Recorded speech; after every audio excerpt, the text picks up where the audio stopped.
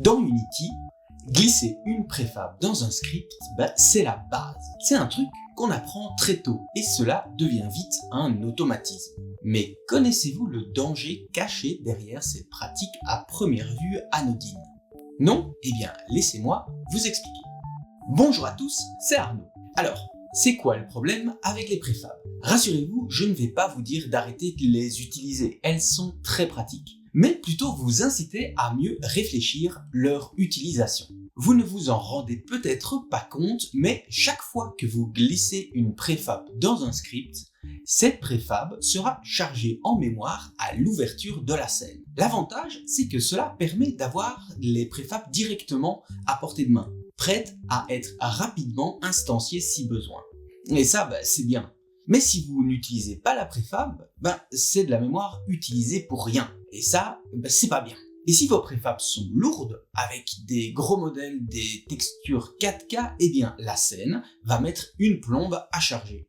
Et personne n'aime un jeu qui freeze le temps de charger un niveau. Nous allons donc voir aujourd'hui une architecture qui va diminuer vos temps de chargement, réduire votre empreinte mémoire, favoriser le travail d'équipe, faire revenir l'être aimé et repousser les cheveux. Et en bonus, on va voir comment les coroutines, que nous avons abordées dans cette vidéo, là quelque part, rendent notre code encore plus robuste. Allez, c'est parti!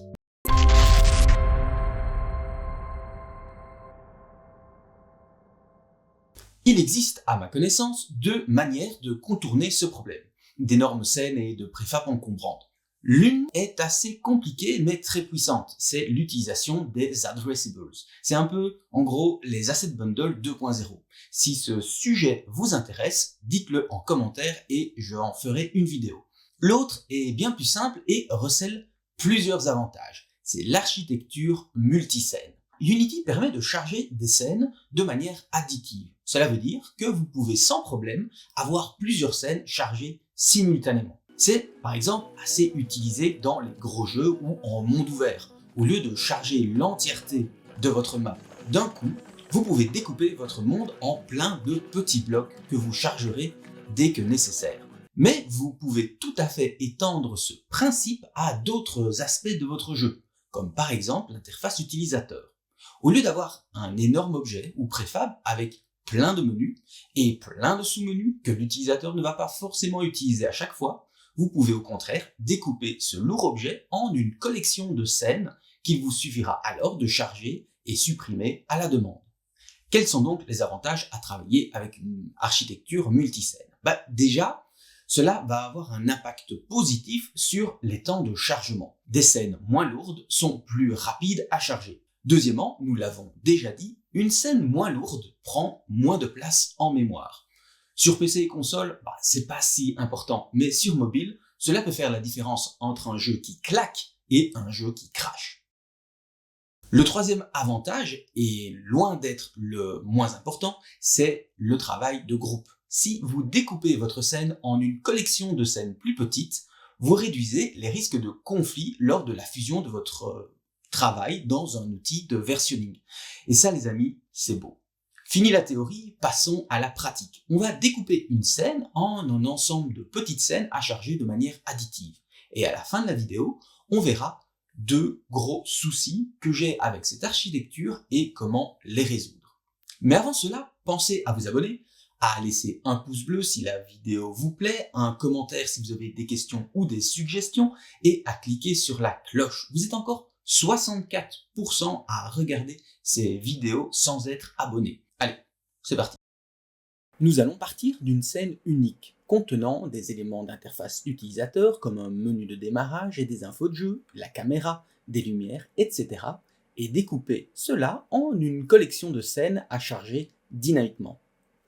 Commençons par créer une scène nommée boot, qui sera la base de l'architecture. J'y place les éléments essentiels de mon jeu comme la caméra et la lumière. J'y ajoute un GameObject SceneLoader et un script du même nom qui contiendra la logique de chargement de scène. Je crée ensuite une scène pour le background et je découpe mon interface utilisateur en deux canevas. Le premier pour le menu de démarrage qui sera stocké dans la scène Start Game UI. J'en profite pour ajouter l'event system à la scène boot.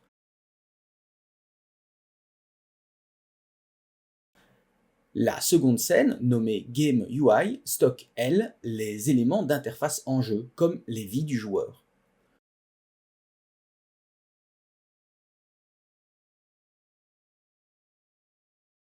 Je crée une dernière scène qui contiendra les éléments de jeu, un level manager et le vaisseau du joueur. Une fois toutes ces scènes créées, je les enlève de la hiérarchie à l'exception de boot. SceneLoader va charger de manière additive les scènes dont le nom est repris dans cette liste.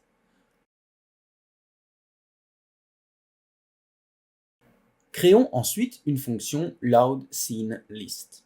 Parcourons cette liste de noms et utilisons la fonction sceneManager.loadScene en spécifiant que nous voulons charger la scène de manière additive. Dans la fonction start, exécutons la fonction que nous venons de créer. De retour dans l'éditeur, il suffit maintenant de renseigner le nom des scènes que nous voulons charger. Avant de lancer le jeu, n'oubliez pas d'ouvrir les Build Settings et de glisser dedans toutes les scènes que vous avez créées, sinon ça ne marchera pas. Et voilà nos scènes Background et Start Game UI qui apparaissent. Maintenant, ajoutons un peu de logique à notre menu de démarrage pour que le jeu démarre lorsqu'on clique sur le bouton New Game. Ajoutons un script Start Game Logic à notre menu. Dans sa fonction Start, retrouvons le SceneLoader à l'aide de, par exemple, FindObjectOfType. Il existe plein de manières différentes pour lier entre des scripts. Ici, par simplicité, je vais utiliser FindObjectOfType. Dans une fonction que le bouton New Game va déclencher, demandons au SceneLoader de charger les scènes de jeu. Dans SceneLoader, créons une nouvelle liste de noms, supprimons la scène de menu et chargeons les nouvelles scènes. Si je clique sur New Game, le menu disparaît et les objets de jeu apparaissent. Il faut maintenant lier l'affichage des vies du joueur au Level Manager présent dans la scène Gameplay. Ce script contient le nombre de vies du joueur au démarrage du jeu ainsi qu'un event qui va signaler toute modification du nombre de vies. Ouvrons la scène Game UI et créons un script Player Lives Info. Dans sa fonction Awake, récupérons le Level Manager. Et dans sa fonction Start, on va s'abonner à son event onPlayerLivesChangeEvent et exécuter la fonction UpdateLives. On peut ensuite afficher la vie du joueur dans un élément TextMeshPro.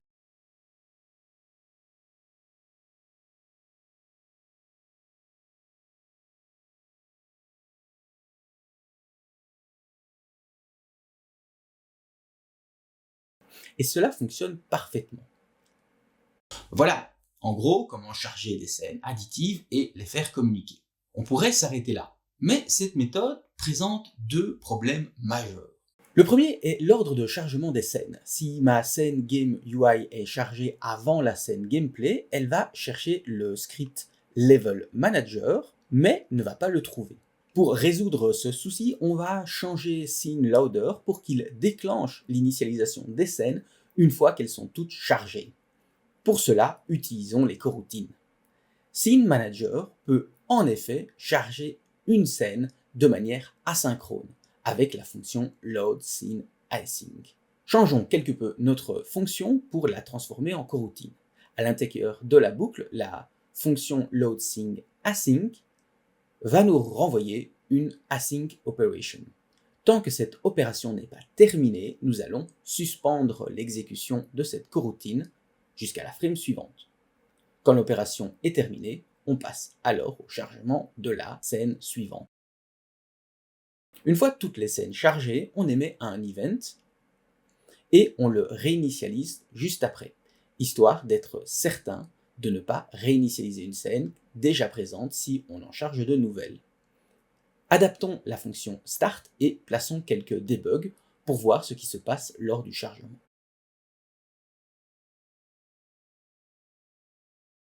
Adaptons également la fonction loadGameScenes afin qu'il déclenche la coroutine. Chaque scène devra alors avoir un script d'initialisation qui s'abonnera à l'event du scene loader. Dans notre scène Gameplay UI, le script Player Live Info va récupérer scene loader dans sa fonction awake et s'abonner à son event. Maintenant, quel que soit l'ordre dans lequel seront chargées les scènes, c'est scene loader qui donnera le signal pour initialiser les différents scripts, une fois que toutes les scènes sont prêtes. L'autre problème, vous vous en doutez, c'est d'utiliser le nom de la scène dans notre script scene loader. Suffit de changer le nom de la scène ou de se tromper dans son nom pour que tout le système s'effondre. C'est donc assez fragile.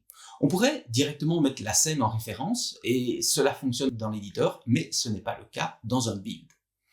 Heureusement, des gens plus malins que moi se sont penchés sur le sujet et ont développé un petit plugin gratuit qui va référencer les scènes non pas via leur nom, mais via leur identifiant unique.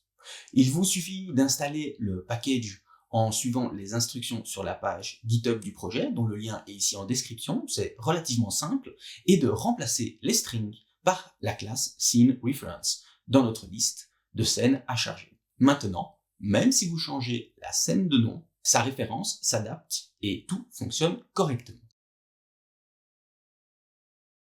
Voilà qui conclut cette vidéo.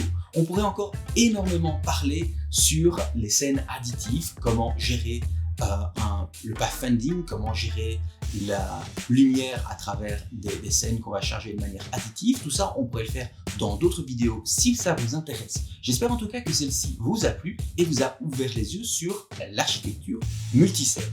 Dans la prochaine vidéo, on va voir comment améliorer tout cela grâce aux fonctions asynchrones et voir leurs avantages et leurs inconvénients par rapport aux coroutines. Alors, en attendant cette prochaine vidéo sur les fonctions asynchrones, n'hésitez pas à jeter un coup d'œil sur les autres tutos de cette chaîne, à vous abonner si vous faites partie des 66% des spectateurs de cette chaîne qui n'ont pas encore passé le pas. Laissez un pouce bleu, laissez un petit commentaire, ça fait toujours vraiment plaisir et ça me motive à sortir d'autres vidéos.